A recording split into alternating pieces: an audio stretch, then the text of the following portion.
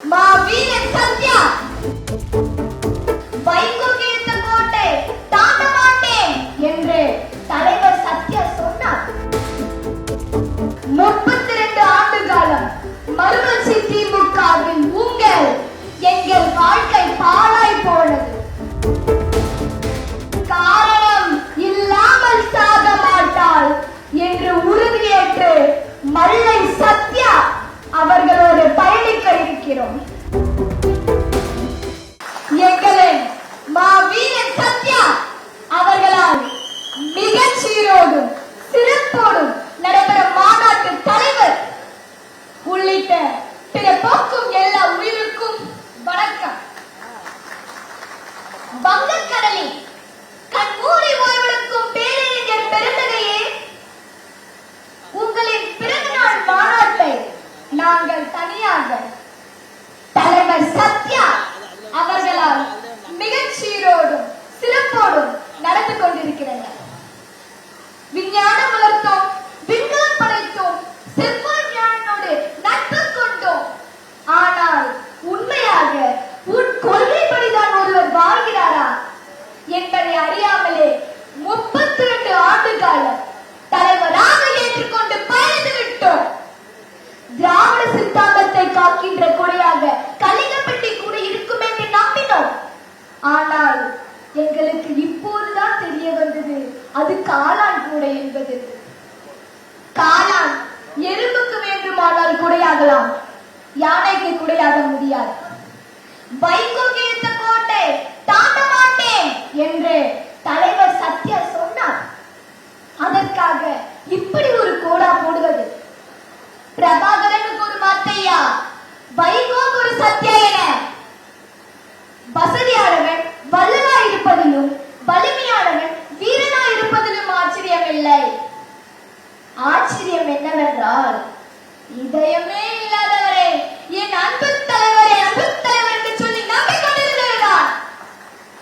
கடலில் பொழியும் மழையை போல, கனவில் ருசிக்கும் அமுதத்தை போல, கற்பனையில் வாழும் வாழ்க்கையை போல, உதடு உதிர்க்கும் வீரத்தை போல, மூடி வைத்த காலை போல, முளைக்காத விதையை போல 32 ஆண்டு காலம் மறுமலர்ச்சி திமுகவில் எங்கள் வாழ்க்கை பாழாய் போனது.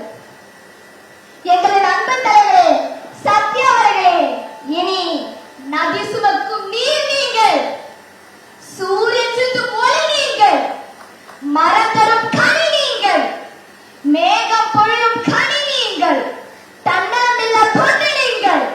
காலத்தை எப்படி கிமு கிபி என்று பிரிக்கின்றோமோ அதை போல துரைக்கு முன் துரைக்கு பின் என்று பிரித்து பார்த்தால் நினைவாற்றல் இல்லாதவனுக்கு முழு ஆண்டு தேர்வு போல, கூச்சமூடியவனுக்கு மாநாட்டு மேடை போல, பெண் வீட்டாருக்கு வரதட்சணை போல, பயந்தா கோலிங்களுக்கு போர்க்களம் போல, தன்னம்பிக்கை இல்லாதவனுக்கு எதிர்காலம் போல, தண்டனை பெற்றவனுக்கு நிகழ்காலம் போல, உத்தமனுக்கு போய் உழைக்காதவனுக்கு வாழ்க்கை, சக்கரவியாதிக்காரனுக்கு இருப்பினாவில் பட்டலஞ்சு.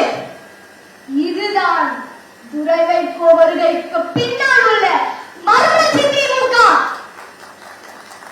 எழுச்சி ஊட்டும் படைப்புகளாகும், பிரமிக்கும் சொற்களாகும், அரசியலிலும் சமுதாயத்திலும் கண்ணியத்தை வளர்த்த காவிய தலைவருக்கு அவர் பிறந்த காஞ்சியிலே மாநாடு.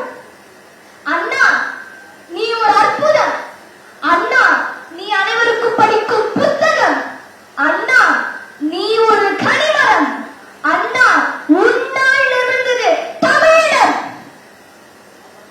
இந்த கூட்டம் என்ன செய்துவிடும் என்று கேட்பவர்களுக்கு சொல்கிறேன், மரணம் கண்முன் நின்றாலும் இவர் சாவுக்கு அச்சமாட்டாள், காரணம் இல்லாமல் சாக மாட்டாள் என்று உறுதியேற்று மல்லை சத்யா அவர்களோடு பயணிக்க இருக்கிறோம். என்றும் அடிமை என்றும் எவனும் இல்லை ஜாதியில், இழிவு கொன்ற மனிதர் என்பது இந்தியாவில் இல்லையே. வாய் வாழி கல்வி செல்வம் எய்தி மன மகிழ்ந்து கூடியே மனிதர் யாரும் ஒரு நிகர் சமானமாக வாழ்வமே. வெல்லுவோம் வெல்லுவோம் வெல்லுவோம்.